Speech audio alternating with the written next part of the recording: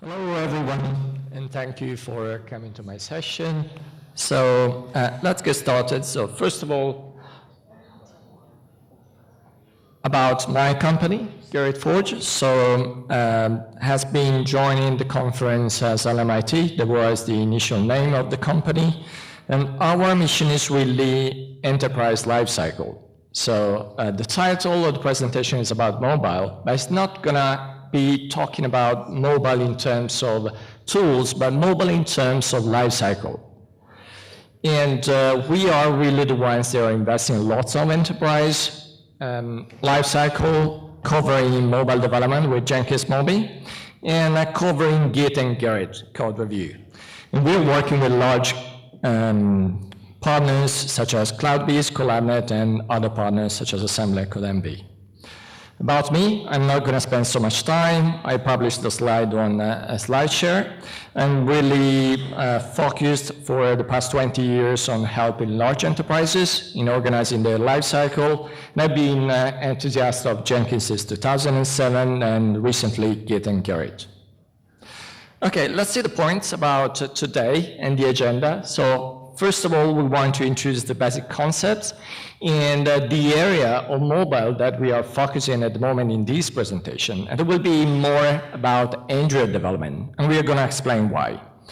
And then we are going to show a failure story. Everybody's showing success story. I want to show an unsuccess story because there are not always successes, there are failures as well. And based on the failures, I want to share with you what went wrong in order to understand what can be done in a better way, and then share the experiences with you guys to understand if you got the same problems, if you had different problems, what do you think about it, and starting a discussion with you. And finally, we are going to see how Jenkins can be really central to the continuous delivery lifecycle, specifically on mobile. So already Kosuke mentioned something before about mobile development. So CloudBees has been investing a lot on the services that you need on the back end when you develop mobile. I'm going to talk about the other mile that is very important, what you need to invest on the client as well for integrating with those services. Okay, so those are the concepts we are going to use today. So first of all, Git. So this doesn't mean that you can't do mobile development on other version control, but definitely Git gives you a plus in your version control lifecycle. And then we are going to talk about Jenkins and Jenkins Mobi. Jenkins Mobi is a platform that has been founded by us 3 years ago, and it's going to be open sourced in the next few days. We've got already the repo on the GitHub Jenkins organization. It's going to be published in a few days. So first of all, one question. So why we are not talking about Apple iOS? So there are a couple of reasons. The first one is the one that Kosuke mentioned this morning. That is, Apple iOS is a very hardened development system. So it's very difficult to get integrated with Jenkins, but even to be integrated with other development lifecycle. And if we look at the numbers as well, in 2013, iOS has been less and less relevant. That doesn't mean that your companies, they don't develop on iOS. But definitely, the type of lifecycle that you design on your mobile development has to be more driven by the platform that allows you to be more agile, rather than the ones that denies you the agility you need. And secondly, again, why Git on Android? So why we are talking about Git? So first of all, Google, when they wanted to develop a new operating system, they needed to find a version control that was, first of all, well accepted by the open source community, and secondly, that allowed the people to do multiple stuff together, so multiple stuff in concurrency, without blocking the build, without screwing up the current development workstream, where the Android operating system was going to. And secondly, talking about alternatives, there were basically two options. One was Mercurial, and the second was Git. And the choice was really easy. As Android was based on Linux, they needed to choose a version control that was very well known by the Linux community, and that was Git. So those were the aspects that drove Google in start investing in Git and using Git as well for mobile development. So first, just make a quick poll. How many of you are working in company that develop mobile applications on Android? Raise your hand. Okay. Okay, for the ones that raise their hand, how many of you are using Git? Almost everyone. Let's do the opposite. How many of you that are developing mobile application on Android are not using Git? Okay, just curious, what version control are you using? Subversion, okay. Perforce, okay. That was a company decision or the project specific needs? Company decision. Okay, history, okay. Are you planning any migration to Git? No? Okay. You could use Git Fusion, that's one option for the Perforce guys. For the ones that are on Subversion, there is the opportunity as well to use Git and Subversion together, synchronized in real time. So there is a project that was driven by the same guys that developed SVN Kit, and you can definitely work on Git, but still pushing your changes on Subversion. Yeah, so there is a way out for you as well, yeah. Okay, so that's the first reason why going to Git. But I'm gonna introduce another tool that Google used. And I'm going to start with that because it's key for the decision about the tools to understand why those tools that were taken at the first time. So the second tool I'm talking about is Google Garrett. That is really the code review tool that was used on Git for developing the Android operating system. So what's the value provided by Garrett? So when you're developing a large-scale enterprise application, what you don't want is to screw up your build. Because if the build is red, everyone is blocked. Because you can't push more changes, because if you push more changes, you don't know if there were your changes breaking the build or was already broken for some other reasons. And secondly, if you break the build, it means the build stops at a specific process. You don't know what's going on after that point. So you definitely don't want to break the build, but you want to allow the people to be very agile, so to work in parallel. So how the Garrett workflow works. So basically, if someone wants to make a change, we'll do a clone with Git clone. And sorry for the Subversion Perforce guy. So maybe install the bridges and start to work out how can you do it. And then you do your local changes. But thanks to Garrett, instead of pushing straight to the branch, you push to a kind of virtual branch that is called REST master. It means that the changes are put in a state where they can be validated before being merged. And then you can have, thanks to the integration with Jenkins, the validation of your changes and to see if the changes are working or not. And if they are not working, you're not wasting time emerging them back to your branch because they can be automatically flagged as not verified. And then the person can amend the changes in order to make sure that they are then compatible with the test they are present and executed into your master branch. And when they are ready, they will be flagged as +1. The last point, you can even add a code review process. Could be, let's say, optional. It's not necessarily needed, but is absolutely suggested. And then just when the code review is completed, you will be merged into your master. So why I'm talking about that and not talking about mobile? The reason is because when you develop mobile applications, and again, we're going to see in a real case scenario, again, a failure case, but with maybe another success after that, it's very important to allow people to push stuff, allow people to provide new version of the software, because feedback is everything. And again, if we follow the standard process of enterprise companies using development, and we will talk about Scrum, we'll see that specifically on mobile development, having late feedback can destroy your project, right? Maybe it's not clear now, but you will see in the following slides. So let's move on. Then if you want to then put together and use it together with Jenkins, so a Git server, then a code review on top of it, and then getting that integrated with Jenkins, The process will look like something like that. So you've got your new stories, your new features to implement.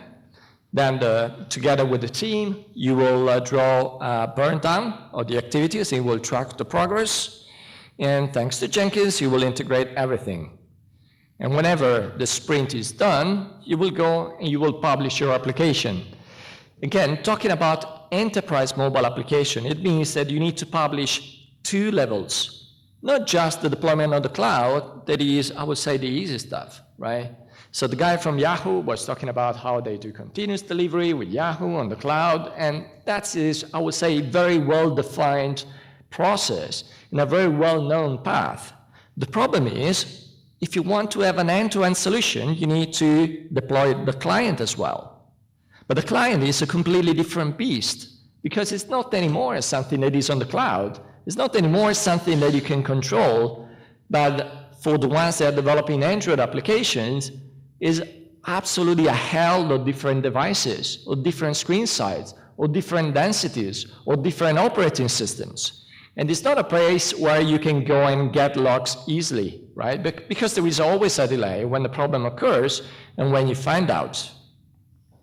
Okay, so let's now get into the real story, because again, I don't want to give you some, let's say, well-defined or pre-made recipe. I want to share with you our experience and get your feedback as well, or what do you think about it? And if you had the same experience, if you share the same pain, or maybe it was fantastic for you using Scrum, for instance.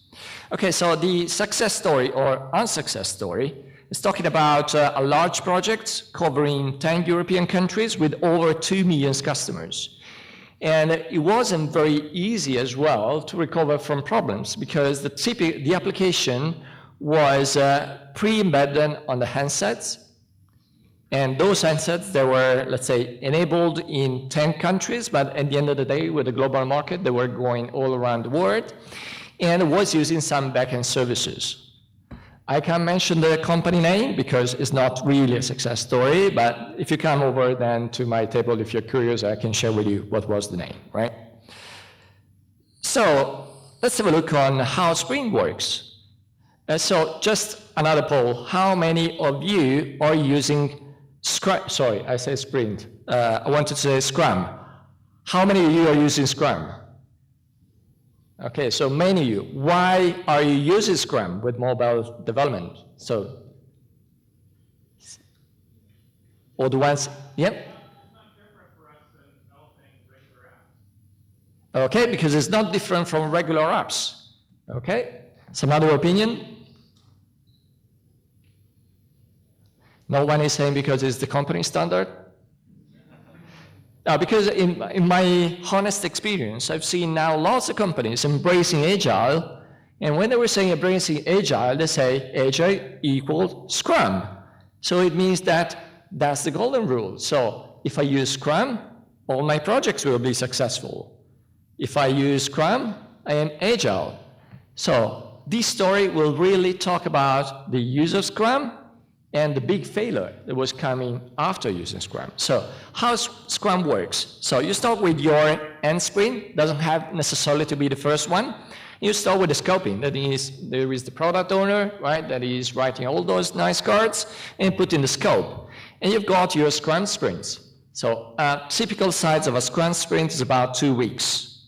And then you've got your fantastic team, so there will be the back-end guys, there will be the front-end guys, they will develop in their layers, they will continuously integrate with Jenkins, even using Git and Garrett, and after 2 weeks, they will go with their fantastic version of the product, right? And as soon as the sprint is over, you start the next one, because you can't have the development team just sitting around and waiting for, let's say, the QA coming back, or the first customer using the app.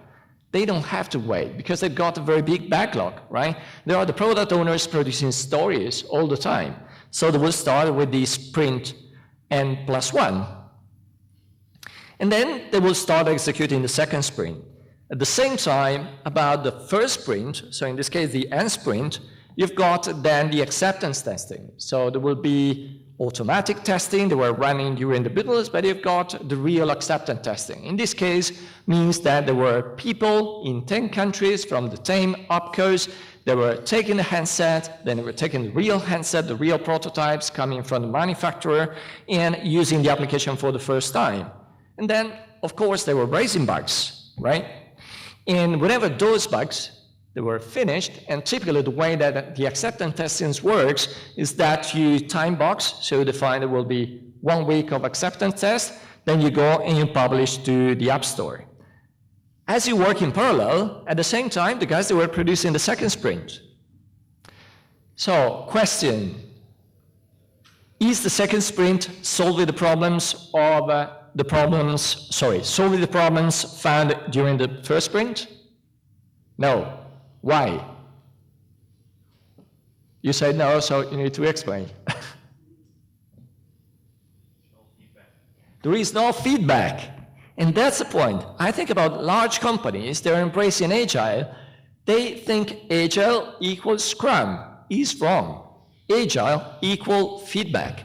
If there is no feedback, there is no agility, right?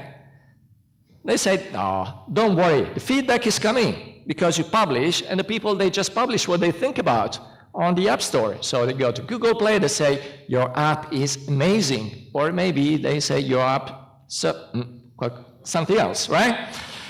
And at the same time, you're publishing your second sprint. And for sure, you're not fixing the bugs of the first sprint, because maybe they were given to the sustaining team. They were put into a sustaining branch and will say, we'll think about it, right? We're developing new features. We'll think about bugs later on, maybe in the third sprint.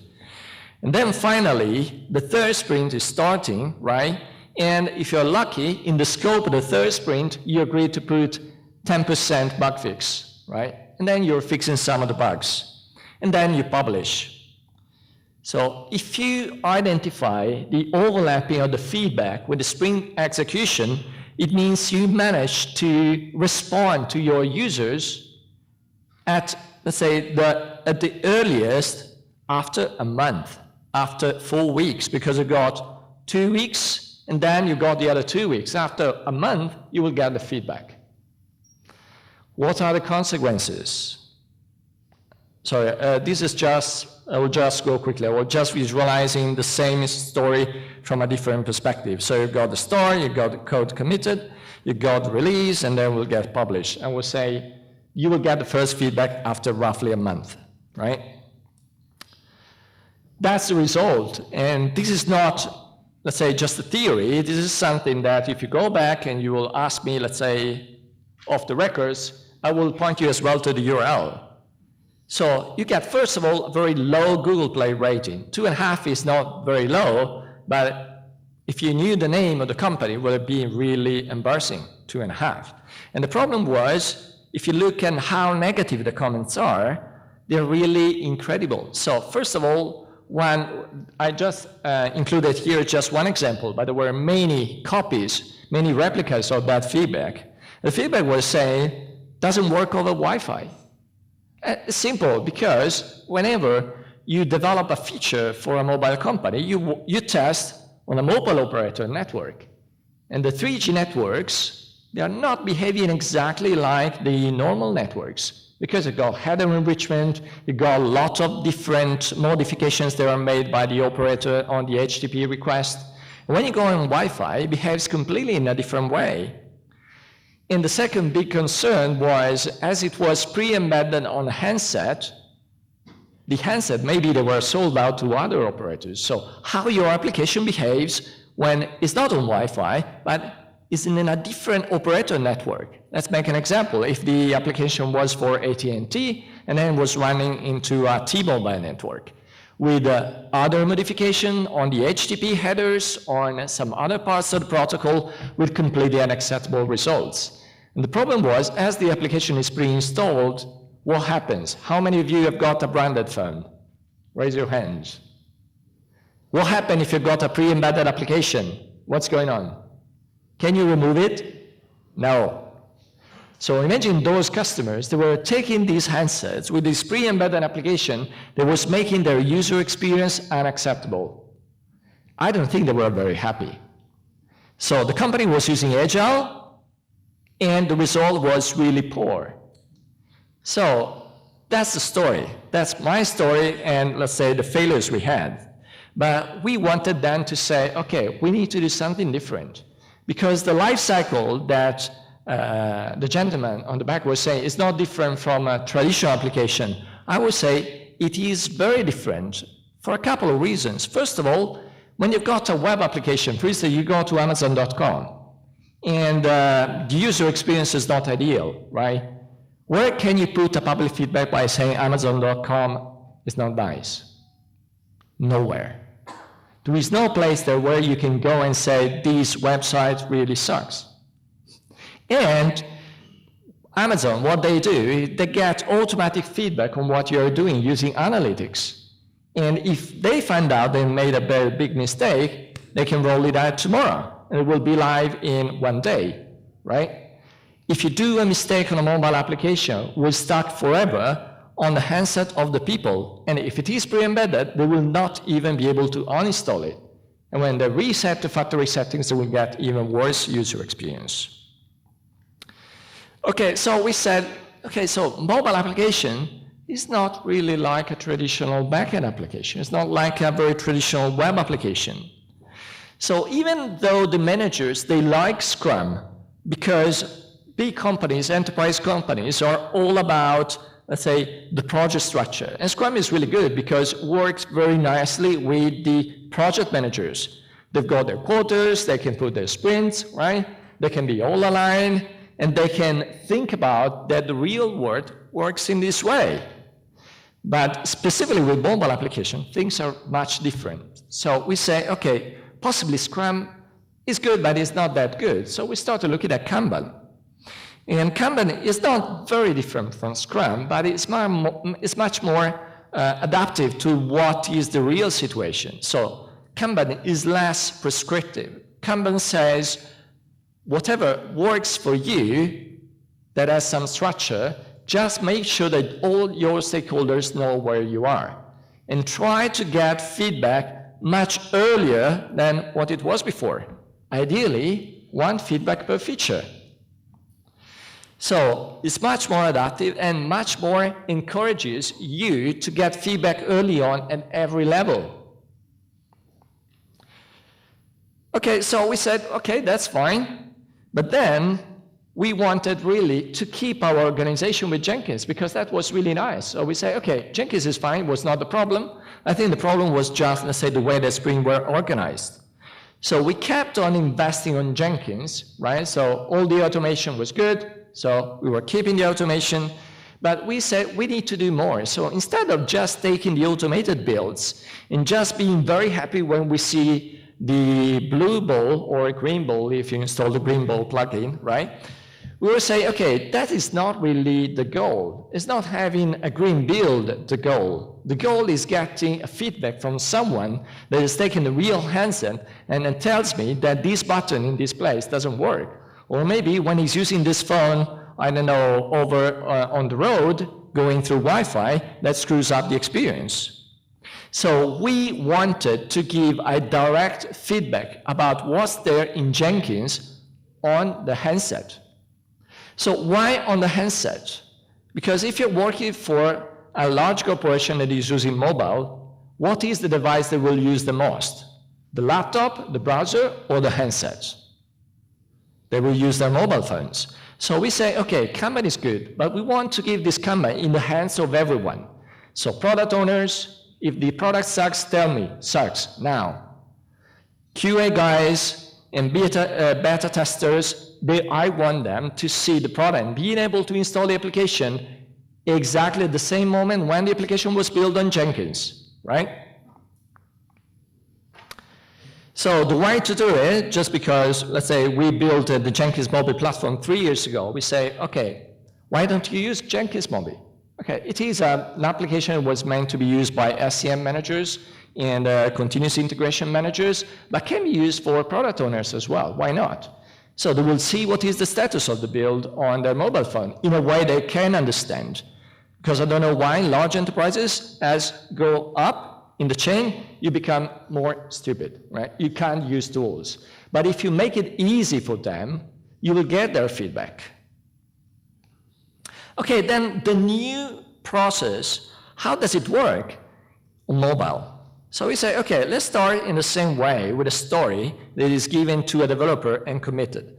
But instead of waiting the end of the sprint for taking the system end to end and giving to the hands of the people, let's do it at day 1 or day 2, as soon as the first feature is finished.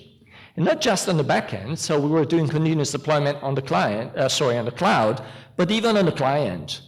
So as long as a build is finished, I want all the people using the app in their phone being able to get the build without publishing to Google Play, without publishing to App Store, without using any kind of, let's say, other system, straight from Jenkins. And the good value was, first of all, the automation of Jenkins with all the plugins you've got available, and the ability as well to enable the client discovery. It means that for the people that were using the app, they were seeing the notification in the app. They were saying, there is something new for you. Why don't you upgrade now? You will get new feature to test. And secondly, the ability as well, even when it fails, to give the feedback to all the people, all the managers, to see what failed. And that feedback, we didn't want to be put into public places because we know it's not final. So we don't want, let's say, to get embarrassment on Google Play, for instance. We know that during the execution of your let's say Kanban sprint, let's call it in this way, but your cycle of development, things goes wrong. And just when you get the right level of quality that you want, at that moment you publish. Because the problem with the current distribution channels that you've got with Google or we've got with Apple is that you can't remove comments. How can you remove your comments on the app stores? You just can't. And even if you got an old version that was really horrible, your comments will still be there forever, right? And then the people, they will not get your app because they say, okay, look at the comments, it's really horrible. In this way, you can get continuous feedback during your development and then, let's say, go and publish whenever you think that is absolutely good enough. And even when you publish, why don't you apply these as well when you are in production? The only drawback is that Google Play will not give you your, let's say, new version of the software online in seconds, but possibly in 1 day it will be there. It's definitely better than a month than what it was before. Okay, how the mobile ALM pipeline looks like. So you push to your repo, then you automatically trigger your builds in Jenkins. When it fails, okay, you go back, you start again. I haven't included here, but when you push for code review because you can get lots of valuable input from the build itself or from other people. Then you fix your problems, you push again, and then maybe the build succeeds. So you can go through a lot of automation that you can do on the cloud or on the devices. And I think there is one of the sponsors as well that sells a platform for doing automatic testing as well on devices. So I'm not saying you don't have to automate, I'm saying it's not enough. But for instance, this case is absolutely the correct one to do automation in this way. Then you get some failures because your native app was breaking, you try again. But in this case, whenever you've got a build that is green, after you've run all your unit testing, after you run your automated testing on devices, you give to the hands of your people. So you give to the hands of the product owners, to the hands of your project managers, to the hands of your users as well. There are companies that are, let's say, use real users for doing beta testing because that's the only way you get the feedback. For instance, companies, even operators, they say, okay, the service will be free for you to use for a year if you participate into the early adopters program. And in this case, you can get valuable feedback, such as, for instance, this feature looks great, but is useless. And this, again, a valid feedback, because development teams, they just care about developing features. But who is challenging if the product owner had a good idea or a bad idea? And then, when you get the user's feedback, then it's time to publish, okay? What are the building blocks that we used? So we used a mobile phone. We were sharing with everyone Jenkins Mobile in order to give a window to Jenkins. And then we were able to access even the existing tools that the company was using in the local environment. Again, with enterprises it's different because I don't know why enterprises, they like legacy tools. They like tools that don't integrate, they like tools that are not accessible, and so on. So thanks to Jenkins, we were able to even open up a bridge to those legacy tools, such as Quality Center or Collaborate Teamforce. That one was not legacy, was more advanced, or Trello. This is not really legacy, that was, let's say, the Scrum board that we were using as a Kanban. And we gave access to the situation of the tickets and the features as well to all stakeholders. So I will go quickly. Those slides are on SlideShare. I just mentioned the plugin that we used and the way we automated everything. This is nothing new, things that possibly you know already, so I will leave it to you to check out on the slides later on. How we delivered on mobile, that's interesting. So first of all, those are screenshots from Jenkins Mobile. So it means that everyone can get the sense of the status of the build. And when they were just going to the build artifact, the value of being on a mobile phone is really great, because if you're on a mobile phone, if you want to install the APK, you just tap on the APK and you install it. That's great, because allow the people not just to check the status of the build, but even install it and replace the existing app. And if the app was screwing up the experience, they were able to go back to the previous build and go back to a stable situation. One more thing I wanted to share with you, what was challenging was really communicating to the user what was new, the release notes. Because you may have any type of combination of people that are going from version 1 to version 4, or maybe from version 2 to version 4, you needed to create a kind of friendly set of release notes for each individual user, because the backend needed to understand what was the version of the client, what was the version of the build they were trying to install, show a friendly list, show the list of features or list of bugs that were resolved, and then allow the people to go and upgrade. And that was really an overall view on how it worked. So everyone had a full access to the Kanban. Everyone was seeing in practice what was the status of their features. And if they wanted to say this feature sucks because it doesn't work on Wi-Fi, they were saying straight away. And just a quick view, that's the way we share the Kanban with them. They were saying the current status, we still had sprints. But the point is, within the sprint, we were doing a lot of, I don't know, maybe 10 or 15 small sprints of the individual features. And, okay, and in case of problems, the people that were getting notification real time. One good thing is that the user were able even to send feedback from the app as well. So the real user, they were saying, these features sucks. They were saying on the app by saying, these features sucks. And this feedback was going straight into the history, so into the ticket in Jira, in this case in Collaborate Teamforce. And the product owner, they were getting in real time the fact that 100 users says that his story sucks. So maybe he could have done something of not releasing or amending the story. And that was the overall deployment, so if you want to do it yourself. So we had Jenkins with the plugins to integrate with the Trello, Collaborate, and HP Quality Center. There was the Git plugin connecting to Git, and we were using the Jenkins Mobile API. So just to spend a word on the Jenkins Mobile API. So how many of you are using Jenkins over the internet? Not so many people, right? How many of you are using Jenkins on private networks? Everyone. So that was a challenging problem. How can I make the people to get a build on Jenkins if Jenkins is not accessible? And it would have been really dangerous to expose my Jenkins API interface to the external world. So I needed a specific interface with very mobile tailored API for doing that. That's why we took our existing Jenkins Mobile. We said, why don't we make an API of Jenkins Mobile? Because the people doesn't have necessarily to use Jenkins Mobile for using the features. They will just use the API. The API will be very tailored on what you need to do. So it will not be able to do whatever you want on Jenkins, but just doing the continuous delivery part. Challenges was not so easy because, first of all, the first one we talked about, the private versus public network. So the way that we resolved by restricting and exposing a very limited set of API tailored for the continuous deployment.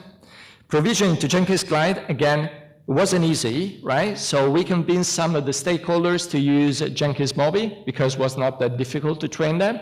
But for the end users, we used directly Jenkins Mobi API for the in-app notification, including the release notes. They were shown in a, let's say, user-friendly way.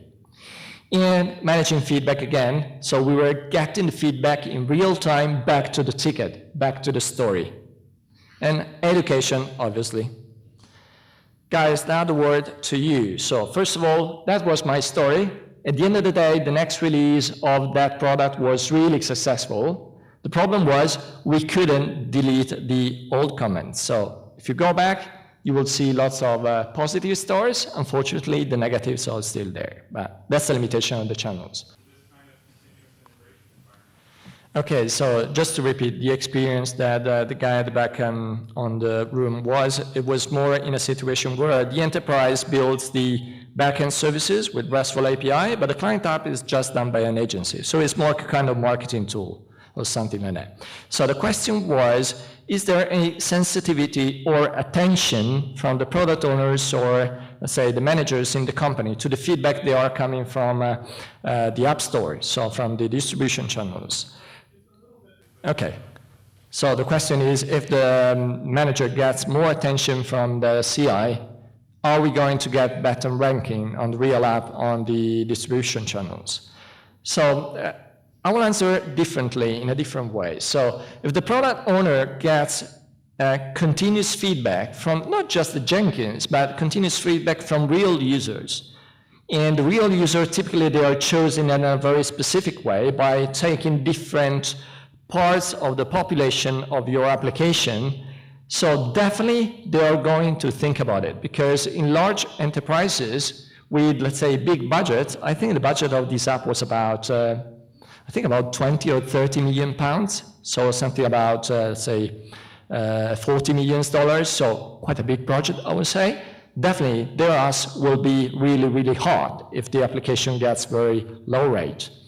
And when, let's say, those feedback were published, they had big trouble. That's why they were saying, Luca, tell me whatever you have to do, but get it right. So they were not playing this as a game. They were saying, this is really very, very important for the future of my career in this company, or even be in this company or not. So definitely yes, but I would say they need to be burnt first.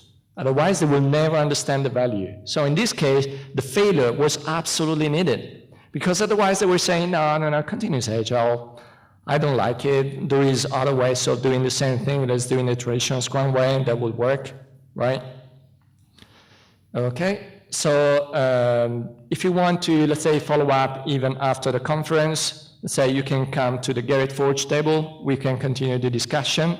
And I'm really, really curious about hearing your story, because, for instance, your case is a very specific one, but it's a very common one. So whenever the mobile app is not really the part of your continuous development, but the enterprise development is just the backend service, then you don't have those problems, because at the end of the day, the team that is building the client app, it's just a marketing tool. It's not really the core business of the app. It's just giving you a marketing facade of something that stays out there. But if the application really has business logic on the client, then things are really different. So some additional resources about myself. How can you tweet us and let us know what do you think? The slides have been published just 1 hour ago. I just published the slides in 1 hour. I got 160 views. I was absolutely amazed. I didn't expect that. Then there should be Andy Singleton in the audience, that is the author of the Continuous Agile book. And I included the Continuous Agile book in the Continuous Agile stick they're going to show. And again, in a few days, you will be able to go download and use the Jenkins Mobi API and even contribute into it. So it's not a software that you need to buy, just an experience and an open source tool that we just give to the community, right?